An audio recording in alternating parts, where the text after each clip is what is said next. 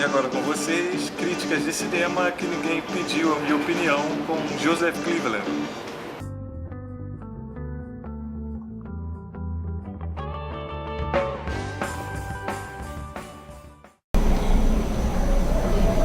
Saudações a todos, este é mais um Crítica de Cinema que ninguém pediu a minha opinião. Como recentemente não tem surgido nenhum lançamento que me desperte o desejo de ir até o cinema, estou gravando este vídeo apenas como passatempo e para fazer algumas observações acerca dos meus vídeos anteriores. O primeiro adendo é sobre um comentário postado pelo meu seguidor e amigo Hugo Leonardo. No vídeo onde eu faço uma crítica sobre o filme 300, A Ascensão de um Império, eu expliquei um pouco sobre essa relação entre o cinema e os quadrinhos. E eu acabei afirmando que a primeira grande superprodução responsável pelo boom do interesse dos cinemas em adaptações de histórias em quadrinhos foi Batman, de Tim Burton, de 1989. Hugo me lembrou bem que eu acabei não citando Super-Homem, de 1978, do diretor Richard Donner.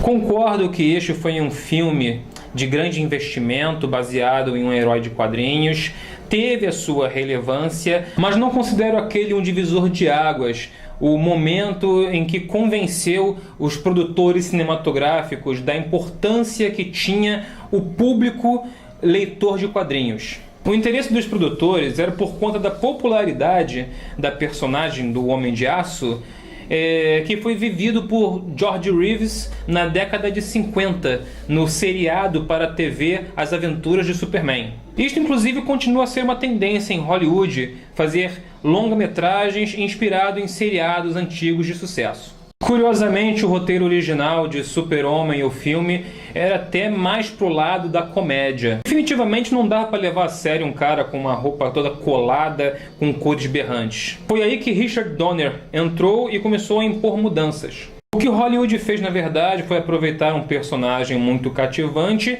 e reinventá-lo. Tanto que, a partir deste filme, Super-Homem passou a ser desenhado nos quadrinhos levando em conta as transformações que foram mostradas na tela. O desenhista George Pérez, inclusive, passou a desenhar Superman com a fisionomia, com os traços do ator Christopher Reeve.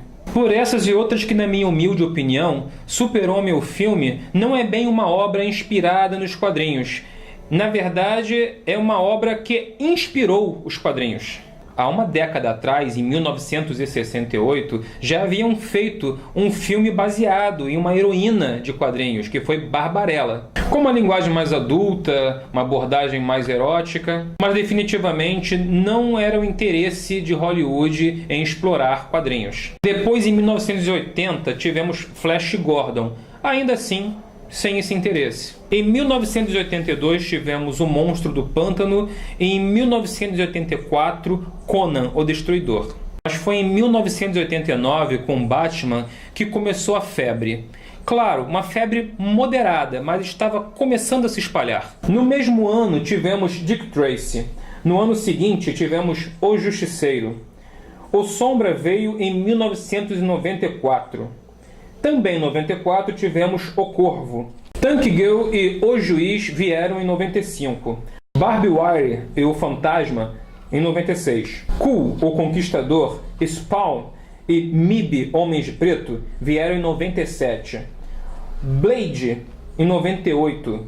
Asterix e Obelix contra César em 1999. Sacramentando definitivamente a entrada dos quadrinhos para o mundo do cinema, chegou X-Men em 2000, em 2001, Do Inferno, Estrada para a Perdição e Homem-Aranha em 2002, Hulk, Demolidor, A Liga Extraordinária em 2003. E assim, não parou mais. Então, meu amigo Hugo, eu espero que você tenha entendido por que eu não citei o filme do Super-Homem, mas eu admito, concordo com você, você está coberto de razão, acho que eu deveria ter dado uma pincelada por conta da relevância desta obra. Outro assunto que eu gostaria de retomar é sobre o vídeo anterior, onde eu respondo uma pergunta feita pelo Fábio Batista se eu considero videogames cultura. Levando em conta todos os argumentos que utilizei no vídeo,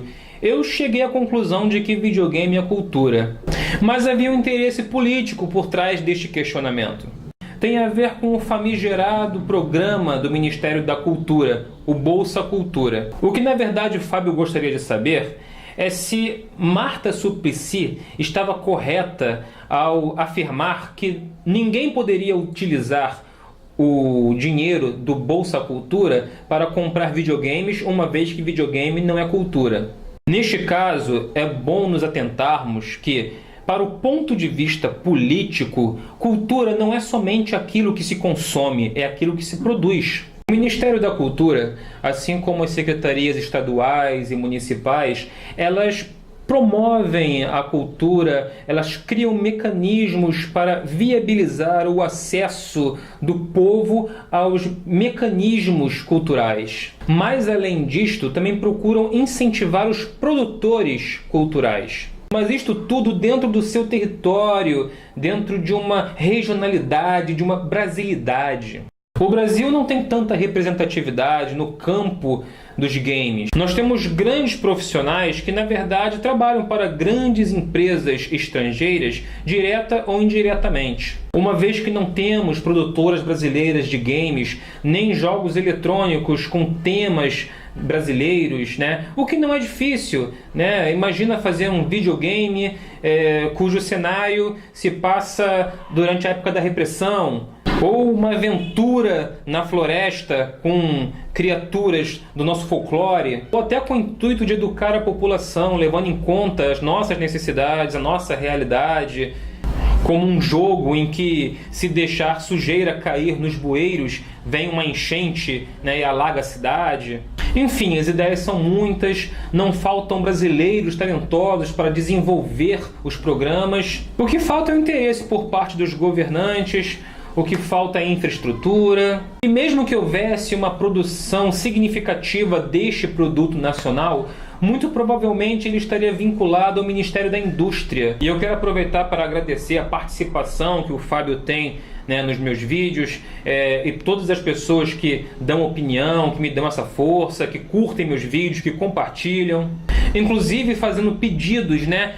Faz uma crítica sobre Noé, Rio 2, Capitão América 2. Infelizmente eu não tenho poder aquisitivo nem tempo para poder assistir todos os filmes que são lançados. Pois é, eu tenho que pagar do próprio bolso para poder assistir os filmes e depois fazer a crítica para vocês.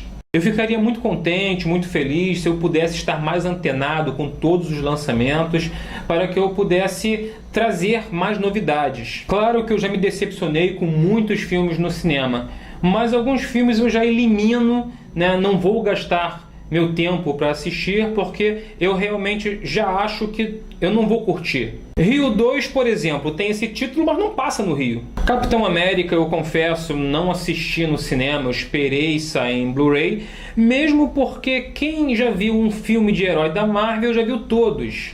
É praticamente a mesma história. E para quem está esperando assistir Noé como um filme bíblico, cheio de coerências históricas e cheio de efeitos especiais super realistas, eu preciso dizer para vocês que Noé. Pois então eu me coloco à disposição, caso você seja proprietário de um site ou de um blog que fale sobre cinema, ou conheça alguém que esteja precisando de um crítico amador. Este aqui é meu canal, em outras palavras, meu currículo, e talvez assim eu não precise gastar tanto para assistir a todos os filmes que eu desejo. E para encerrar, eu quero falar aqui de um assunto que pegou todo mundo de surpresa. O Brasil todo, né, já sabe o que aconteceu com o brilhante José Wilker. Começou nas rádios, trabalhou nos bastidores da televisão, do cinema, fez documentários. Esta é uma perda lamentável que marca todos nós. O cara que foi uma enciclopédia do audiovisual aqui no Brasil. Humildemente presto aqui a minha homenagem a este fantástico ator, diretor e crítico de cinema. Certa vez uma amiga minha, a Marina Rangel, fez um comentário em forma de elogio, dizendo que gostava mais das minhas críticas do que a do José Wilker. E eu brincava com ela dizendo, claro, nós temos muito em comum, afinal de contas, ele também é um José. José. O que há de errado em ser José?